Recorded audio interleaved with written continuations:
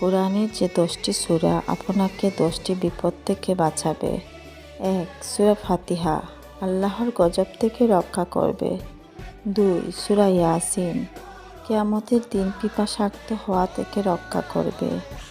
3. সূরা দুখান, কিয়ামতের দিন ভয়ঙ্কর অবস্থা থেকে রক্ষা করবে।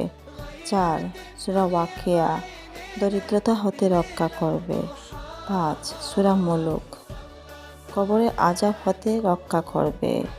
6. সূরা কাউসার, শত্রুর অনিষ্ট হতে রক্ষা করবে। 7. সূরা কাফিরুন, মৃত্যুর সময় কুফরি হতে রক্ষা করবে। 8. সূরা ইখলাস, মুনাফিকি হতে রক্ষা করবে। 9. সূরা ফালাক, হিংসুটের হিংসা থেকে রক্ষা করবে। 10. সূরা নাস, যাবতীয় গুনাহ ওয়াসা থেকে বাঁচাবে।